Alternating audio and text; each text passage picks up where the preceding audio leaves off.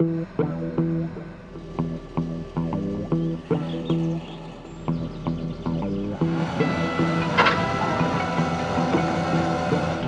réalise le dragage du port de plaisance de Guidel, port géré par la communauté d'agglomération de Lorient, Cap-Lorient. Alors l'appel Bigfloat est très adapté sur un chantier comme Guidel-Plage, étant donné qu'on travaille au milieu de bateaux. Je peux travailler autant à marée basse qu'à marée haute en se servant des flux maritimes.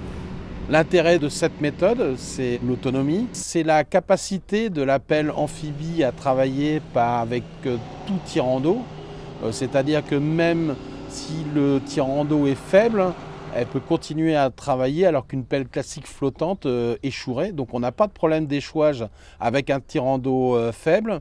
Tout l'intérêt, c'est son autonomie. Elle peut rentrer sur son poste de travail ou sortir par le biais d'une cale, par le biais de la plage. Ce qui lui permet, une fois que le travail est terminé, de ranger ses canalisations, de sortir et de ne pas entraver le port et gêner les utilisateurs et l'exploitant du port. On réalise le dragage avec une pelle Bigfloat munie d'un godet RMU, une technique novatrice. Le godet RMU, c'est un godet équipé d'un malaxeur et d'une pompe hydraulique. Donc le malaxeur sert à mélanger le matériau pour le rendre plus meuble, pour qu'il puisse passer dans la pompe. Et la pompe est équipée d'une capacité de 250 m3, ce qui permet le rejet avec un système de tuyauterie entre 600 et 800 mètres de longueur maximum. Mais avec une pompe relais, on n'est pas bridé par la distance dans le rejet. Si c'est une alvéole, on peut très bien rejeter sur une alvéole à 2 ou 3 km. Il suffit de remettre des tuyaux et de mettre une pompe relais. La pelle sur l'eau se déplace extrêmement facilement puisqu'elle est munie de pattes stabilisatrices quand elle est en mode flottant. Et ces pattes sont rétractables depuis la cabine. L'opérateur monte et redescend ses pattes directement de son poste de contrôle. L'innovation pour moi vraiment importante sur cette machine, c'est le système 3D, le système Trimble qui équipe cette machine, qui permet en fait au chauffeur d'être entièrement autonome. Il n'y a plus besoin de points de géomètre classiques comme sur un chantier linéaire, il n'y a pas de piquet, il n'y a rien du tout. Toutes les données, toutes les coordonnées sont rentrées dans le Trimble. Et le chauffeur est apte à avoir sa profondeur, sa largeur, sa longueur, sa surface. En prenant des points, on est capable de calculer le volume à la journée, à la semaine, au mois, tous les volumes extraits.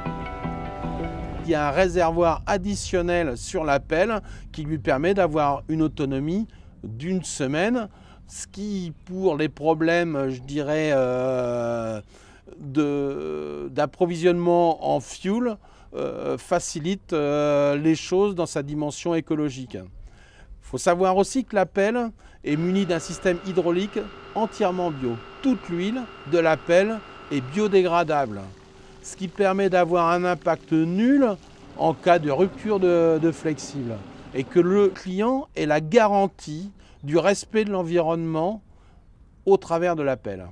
La pelle est conçue pour être transférée par des moyens routiers ordinaires. Ces deux flotteurs additionnels peuvent être enlevés par ses propres moyens et les flotteurs fixes sont rétractables qui remet la pelle dans un gabarit routier. C'est un outil totalement adapté pour ce type de travaux et donc forcément derrière un coût moindre pour l'ensemble des gestionnaires des ports ou des bases de loisirs ou des retenues d'eau.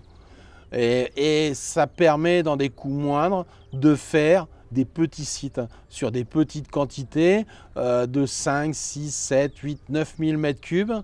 On peut venir parce que le coût de transfert et de mise en œuvre est simple et on peut avoir un prix ramené au mètre cube raisonnable.